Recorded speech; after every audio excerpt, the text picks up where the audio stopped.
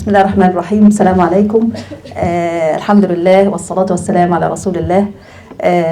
ما شاء الله لا قوة إلا بالله. We're really proud of this event, and we, on behalf of the Muslim Association of Britain and on behalf of Muslim Student House, we welcome all of you, and we ask Allah subhanahu wa ta'ala to reward all of you for the effort you are making to be in this event today. MashaAllah, I met some sisters coming from Luton, coming from London, some sisters coming from Scotland, and this show how much love and commitment to the cause of Palestine you have in your heart, and shows how much attachment to the cause of Palestine that you make this effort to come to this event.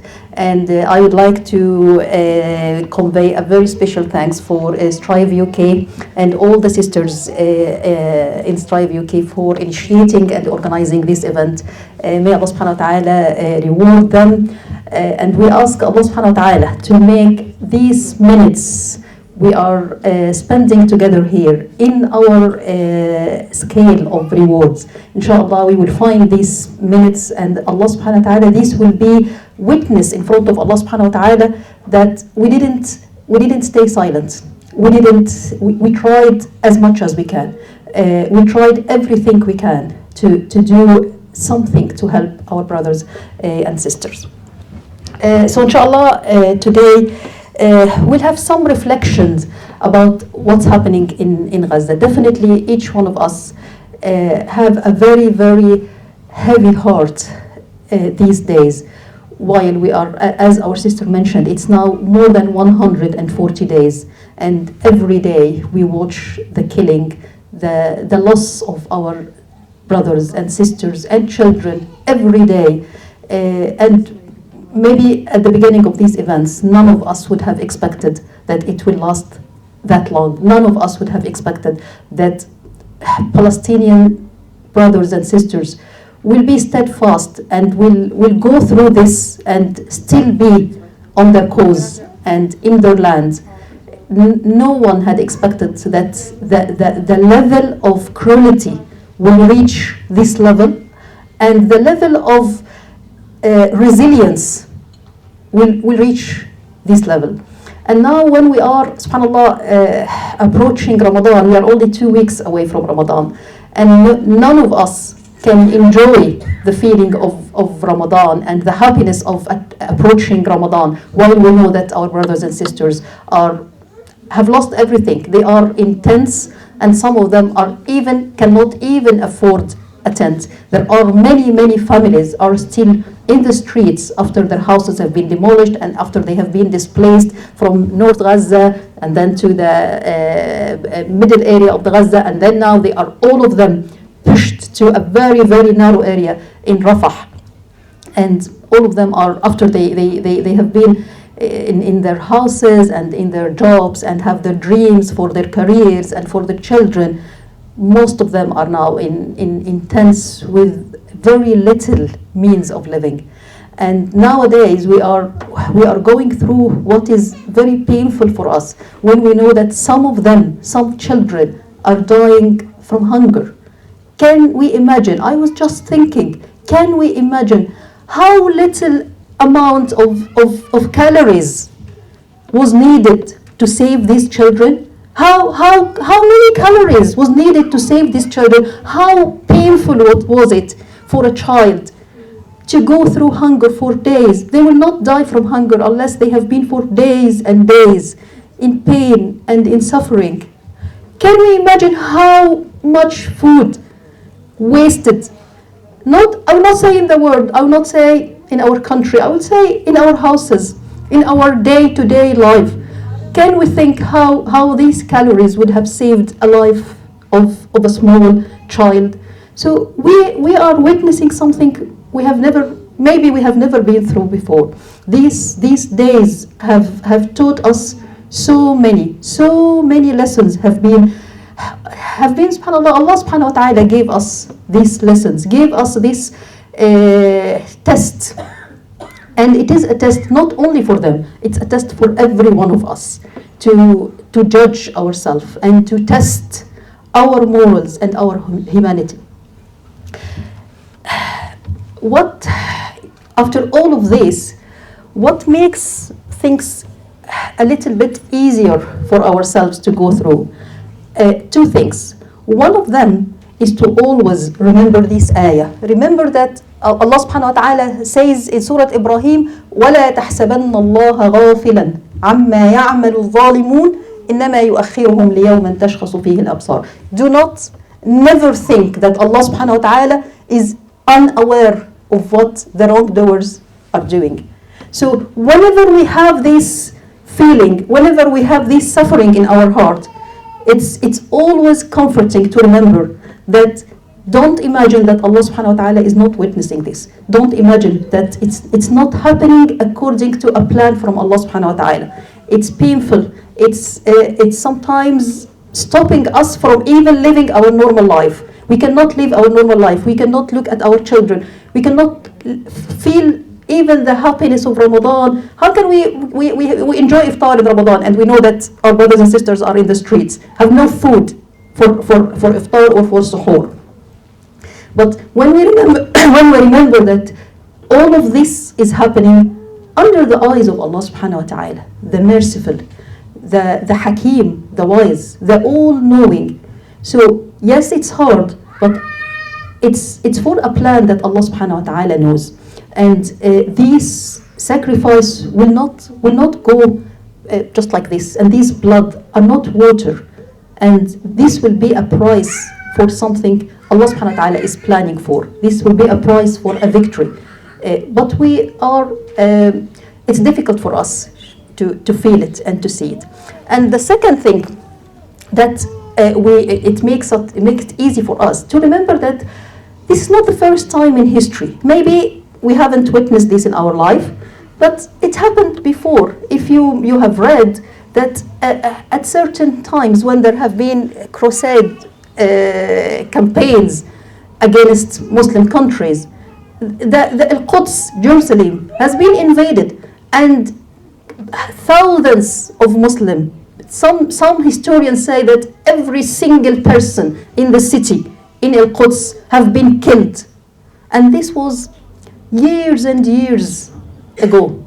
And the Masjid al-Aqsa that we are witnessing now, this masjid have been occupied by the Crusaders. And the adhan have not been raised from al-Masjid al-Aqsa for 88 years. These Crusaders have been occupying Jerusalem for 88 years with no adhan, with no one praying in this masjid. And someone who have witnessed this, and maybe this was his whole life, 88 years, would have never expected that this will change. So these disasters and these tests will not stay forever.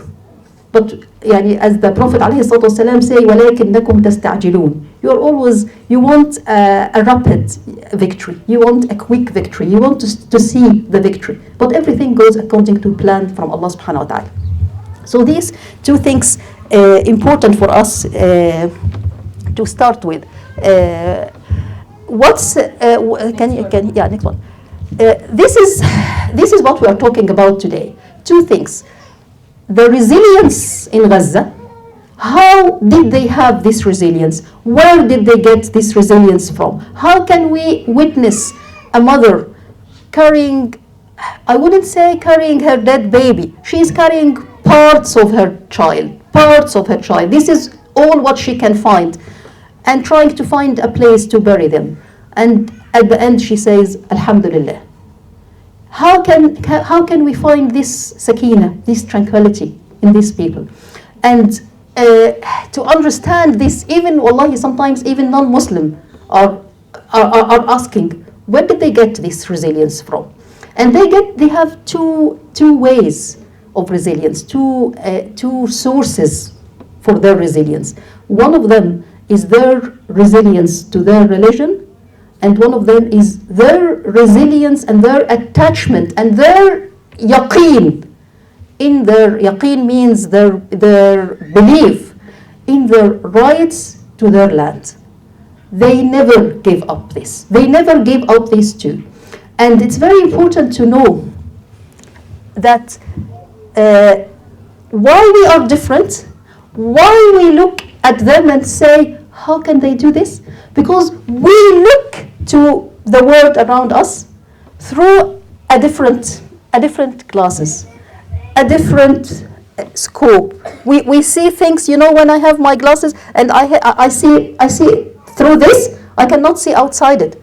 We look at this dunya through a different lens than the lens that they look at the dunya. The lens that they use to look at the dunya, they believe and they can see, they can visualize the verses of Allah subhanahu wa ta'ala when Allah subhanahu wa ta'ala says, وَمَا عِنْدَ اللَّهِ خَيْرٌ وَأَبْقَى. Whatever is in the hands of Allah subhanahu wa ta'ala is better. So whatever they live they live in very nice houses, and they have their careers, they have their money. They were not poor people, but whatever they have, they believe in their heart that all of this worth nothing when they compare it to what Allah subhanahu wa ta'ala has prepared to His believers and to those who can go through this test with patience. When they look at the dunya through this lens, they can go through this test. But the lens we are looking through the dunya is different. We think that everything we have now is just more attached to us and more visualized to us than what Allah subhanahu wa ta'ala has prepared to us. And to reach this level, they don't reach this level during the events. They don't reach this feeling and this yaqeen and this belief in what Allah subhanahu wa ta'ala has prepared for them during the world. Prepared for this. They prepared themselves, they prepared their children. And if you look at this photo, these events, these photos was taken only 2 months before the war started. These photos was taken in August, just before the war. And it was for a huge event in Gaza. They call it Huffaz Gaza. Every 2 years or every few years, they have an event where those who have been memorizing the Quran gather in their mosques and start memorizing the Quran and reciting the Quran from morning until the end of the day, maybe until 6 p.m., 8 p.m., and then they recite the whole Quran.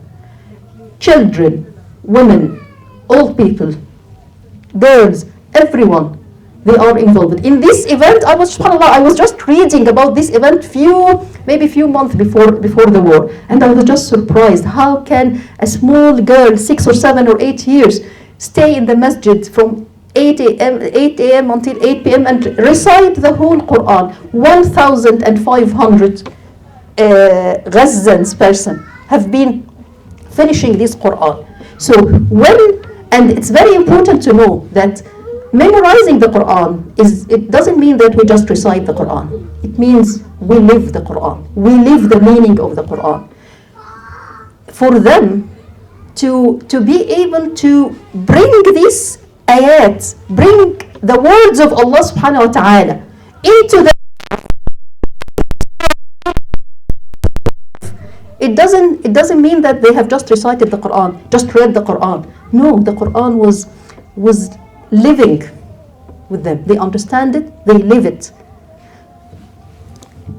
I remember when I read the story of when the Prophet ﷺ died. When the Prophet ﷺ died, many of the companions could not believe that the Prophet ﷺ would just leave them. They could not, although everyone would think every person will die, but they could not imagine that they will be separated from the beloved Prophet. They did not prepare themselves for this day.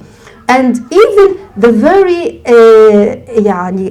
we say the noble Sahaba, The noble companions, some of them did not believe it. And one of them was Sayyidina Umar ibn al-Khattab, the second Khalifa, the strongest man we know. At that time, his mind could not digest the reality that the Prophet ﷺ died.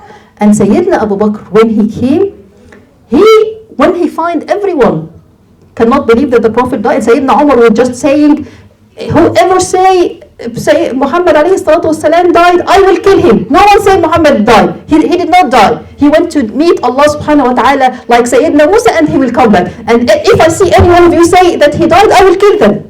This is what Sayyidina Umar was saying. And Sayyidina Abu Bakr, when he came, he just make everyone calm. And then he recited one verse from the Quran. When Allah subhanahu wa ta'ala says, وَمَا مُحَمَّدٌ إِلَّا رَسُولٌ قَدْ خَلَتْ مِنْ قَبْلِهِ الرُّسُلُ. Muhammad is just a prophet. And there have been many prophets before him. If he dies, are you going to turn back from your religion? And Sayyidina Umar, when he listened to this ayah, he said, I know this ayah. I memorized this verse. I have read this verse several times. But it didn't at this moment. He could not recall the ayah at this moment. Why Sayyidina Abu Bakr could call it? This is the strong belief. This is where the believers are connected to the words of Allah subhanahu wa ta'ala. So when they need, it comes to them. It works in their life. And this is what we are saying, how they prepare themselves and prepare their children. We see, wallahi subhanallah, we see children teaching of believing in Allah subhanahu wa ta'ala, the meaning of aqeedah, the meaning of, yes, we are going to Allah subhanahu wa ta'ala. It's okay if we are martyrs. Don't worry. I remember I met, or I've read some sisters saying, let these orphans, children from Gaza, come to us in Egypt, so we look after them. And one sister answered her, from Egypt as well, and said to her, what are you talking about? Do you want to take these children to look after them? They can look after us. They're here in every Muslim country to teach us the aqeedah they have. So this is religion, and this is where they get it from. And the second part is the resilience for their land. They believe that this is their land and they have right to their land and they will never give it up. This, to keep this lineage and to keep this narrative and to keep this belief in the hearts and in the minds and in the lives of generation after generation for 75 years, that's not something easy. That takes so much effort from this generation to keep this belief. They will so easily just forget about it. It has been for 75 years now. Forget about it. They didn't forget about it. And they never give up the dream that they will free their country. I remember when I came here in the early, it was 2000, and it was maybe, I didn't meet many Palestinian sisters before. And I had one of my friends, and she was Palestinian, and I had 3 children, and she had 3 children. And we were a very similar age. And then after 1 year, we were just getting like older, and I found her, mashallah, she was pregnant, and she had a baby, and I thought, oh, mashallah, she has some energy to look after 4 babies. And then after 1 or 2 years, she had another baby. And I felt, mashallah, I felt we are very similar in age, we are very similar in so many things, how she can look after 5 babies. And then she had another one after that. And at that stage, I just couldn't stop. And I just asked her, why you are doing this to yourself? You are getting old, it's not safe for you, it's not safe for the baby. How are you going to look after them? You know what she told me? Wallahi, she told me a word I will never forget. She told me, we Palestinians, when we have children, we have one for ourselves and one for our land. We get a child for ourselves and a child for our land. So this is their aqeedah, this is their belief, that their children are not to grow up and to get married, and they enjoy the day they get married, and they enjoy the life with them, and they enjoy the day when they graduate, and the day when, and they look after them when they get. No, they don't have this future for the children. They don't see their children in this future. They see that at least half of my children will be sacrificed, will go for Palestine. And that's what made her, even if she is getting old and she has 6 children, she has the ability to have more children. Not to enjoy them, not because she likes children, because this is what they believe, that our children will not always stay with us, and I will not always have all of them with me. So this belief in their right to their land, and the right that, and that the belief that one day this land will be free, this made this a Palestinian issue live until this day. So these are 2 things related to people in Gaza. So now it's good to think of ourselves. What before we move to this is very important, because what's happening now is really test to the values of the human being, the values of this world. Because we have been living for many decades, and we listen to this civilization, and especially the Western civilization, talking about human rights, women's rights, children's rights, freedom, everything. And when we came to this test, we find it just like suddenly these values are not for everyone. This freedom and these rights are not for everyone. These for specific people. And it doesn't take a lot from a normal person to see the children being buried, to see these young very babies being suffocated because there's no oxygen in this hospital, because oxygen has been stopped from arriving to the hospital, because fuel does not arrive to hospital. It doesn't take a lot from any normal human being to feel that this cannot go ahead. We cannot keep this happening. We cannot keep this going on. We have to stop this. It doesn't need a lot of humanity to respond to this. So what's happening? Why it is very difficult for these leaders, for the world leaders, to stand up and say enough? We cannot witness this anymore. Why? What's going on? Is it natural for someone to see all of this and just go ahead with that? That's fine. No, it's not natural. It's not natural. And that reminds us with something the Quran have spoken about and tried to change in the believers in the very early beginning revelation, in the early ayats, in the very early surahs that has been revealed to the Prophet ﷺ. You always know that the Arab before the Prophet ﷺ comes, they had a very bad habit, and this habit was that they bury their young babies or the young girls, and it was just something they do naturally, they do normally.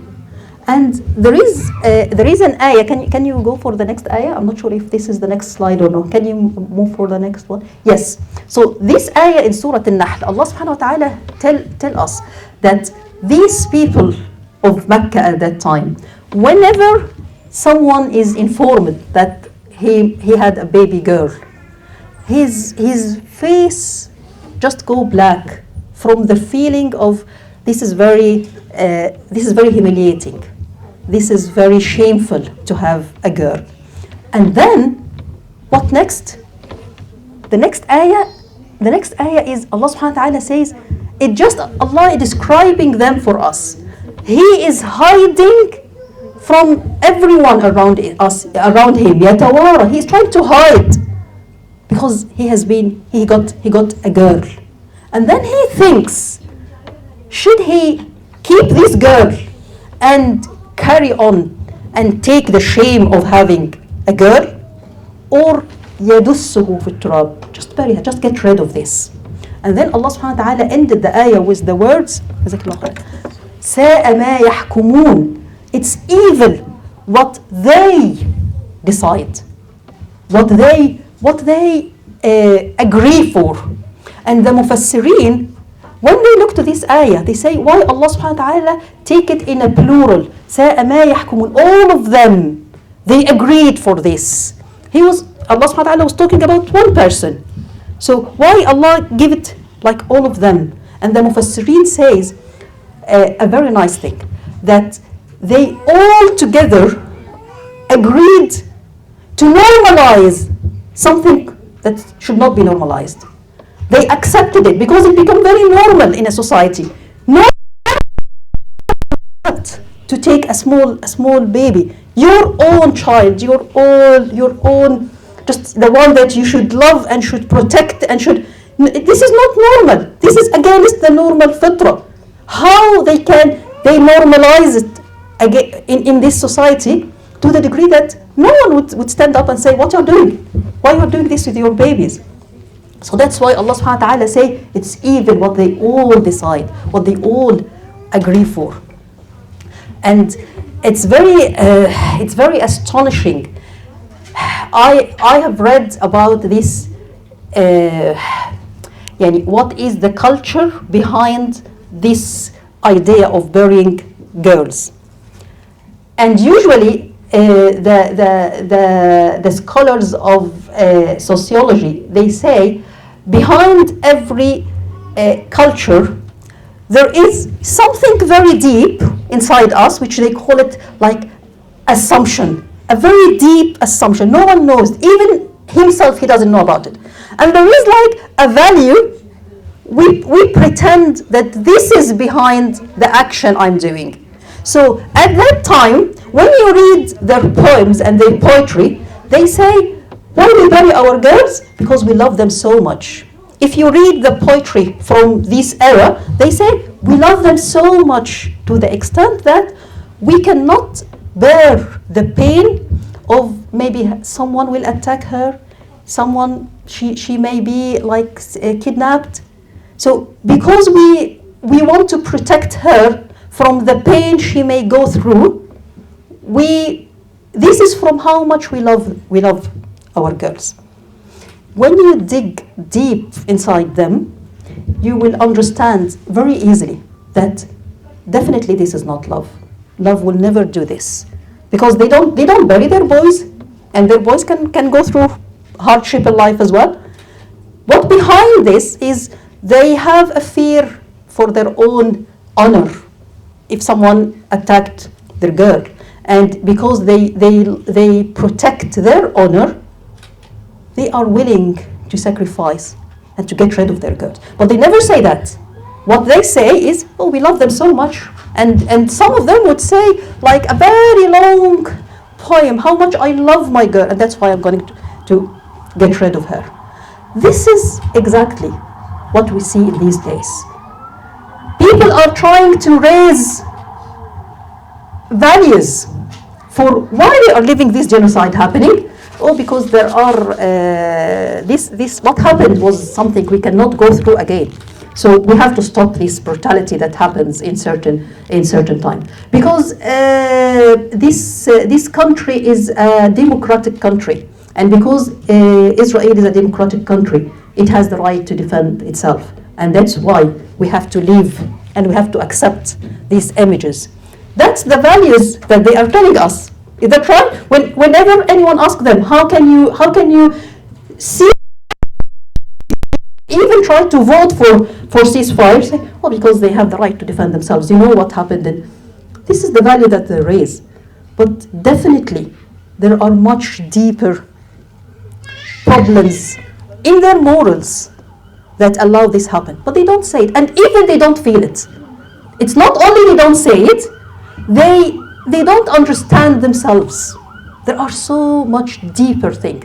Maybe they have white supremacy. They feel, yes, non-white people who are not from the same civilization or same culture, don't have the same rights as their children, and don't have the same rights of them. Maybe they have a deep feeling of colonization and their right to use everyone's land and to have interest from everyone's land, and they have it deep in themselves, to the extent that their normal human being fitra have been distorted, exactly like those who used to kill their own children.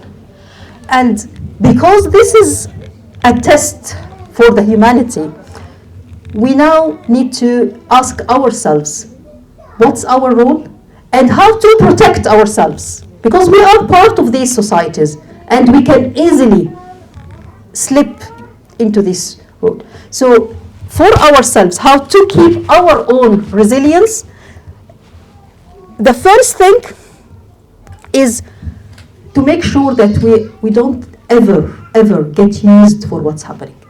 Ever. Don't allow, because it's very easy for us to just get used. If you remember the first time there have been an airstrike on a hospital in Gaza at the early days, everyone was so angry, and we find protests in the same night and in the next day, to the extent that Israel itself came on the second day claiming that it was not them who bombed this hospital, because they cannot take this responsibility, because it was so shocking for everyone. Now, after 140 days, every single hospital in Gaza have been attacked. Every single, and it's normal. It's no one even is protesting again. We just listening to the news that yes, this hospital, the doctor that Sister Selina was talking about in Mustashfa Nasser Hospital, she was sieged in Mustashfa Nasser. Did you hear about Nasser Hospital? Did you hear when this hospital have been attacked? Did you hear when this hospital? Did you know what happened to the hospital? No one anymore, because it just things have been. So one of the tests for us is never allow yourself to get used for what's happening for our brothers and sisters. Second thing is, don't forget and don't give up. Don't give up doing whatever you can. Raise your voice and do everything you can, because the conscience of humanity is died, and this is our role to speak up. Don't wait for anyone to do the job for us, and don't underestimate the effect of everything you do. Subhanallah, you remember these photos we have seen? I think everyone knows this. Subhanallah, Ghazan man, he's called Khalid, who has his granddaughter Reem. If you ask anyone what is Ruh al-Ruh, everyone knows this person, and everyone have seen this photo of this old man wearing his turban and carrying his granddaughter. The effect of this image in the conscience of the Muslims and non-Muslim is destroying a propaganda taking place for years and years and years. They have been for years trying to image a Muslim person with a turban and with a beard. This is someone who you cannot trust. This is someone who is violent. And when they see the amount of softness of his heart, the amount of khair inside this person, they said, wait, this is not what we expect from someone with beard, and we expect something different, because the media telling us something different. So only one action from a single person, one photo, has just shaken narrative that have been propagated in this propaganda for years and years. So never underestimate anything you can do. Anything you can do, it had a huge impact. Just don't stop. So this is the second thing. And the third and the most important one is your dua. don't underestimate the effect of your dua for your brothers and sisters. Don't ever think that it's what we can see this disasters happening. This is massacre happening. What my dua will change in this? Don't ever underestimate, subhanAllah. This is the connection between us and Allah subhanahu wa ta'ala, the greatest. And we don't know, maybe one of us has sincerity in her heart that Allah subhanahu wa ta'ala will listen to her. Wallahi, wallahi, wallahi. When you look at these photos, believe that your dua may have saved a child's life. By your dua, may Allah subhanahu wa ta'ala have saved a person, have saved a life. Make dua for them that Allah subhanahu wa ta'ala protect them. Make dua for them that Allah subhanahu wa ta'ala give them rizq. Make dua that Allah subhanahu wa ta'ala for our nation to help them. It's the feeling that we cannot help them that kills us. The feeling that we are witnessing this and we cannot give our hands to them.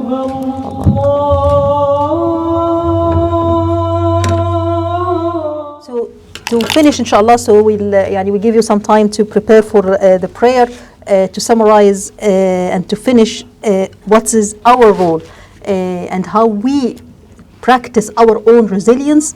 We mentioned, don't get used for these scenes. Don't ever give up and underestimate anything you do. Don't ever underestimate the power and the effect of your dua. We are going for Ramadan, inshallah, and make sure that in Ramadan, your brothers and sisters have a huge part in your dua. And the last thing is your attachment and your resilience to our religion. Our attachment and our resilience to our religion. Don't ever think that it's easy for us. We know that we go through sometimes difficult times because we are doing things that not everyone used for. And sometimes it's hard for us. And sometimes it's hard for us to raise our children and to help our children to steadfast and to hold for their values and for their religion. This is your role. And always remember that maybe at some point in history, one of our ancestors hold on their religion against all the hardship they faced. This is what made Islam come to us. This is what made the lineage of Islam continue. This is what made us Muslim. Maybe the hardship of one sister to hold on her hijab and to face difficulties to keep her hijab, this to have our hijab. So it's your role to teach your children and hold up on this in your religion, whatever the difficulty is, because we are going through a difficult time and our children are going through a difficult time and our children are facing huge challenges. And if we don't help them to steadfast and go through these tests, this is our role to, it's like, when it is a race, we need to hand this flag to the next generation. So we do our role. So Jazakumullah khairan for coming, and Jazakumullah khairan for listening, and we will finish by dua that Allah subhanahu wa ta'ala will alleviate the pain of our brothers and sisters and give them victory and save their blood and help them to go through their tests and to their difficult time and accept their martyrs inshallah in heaven. And Jazakumullah khair.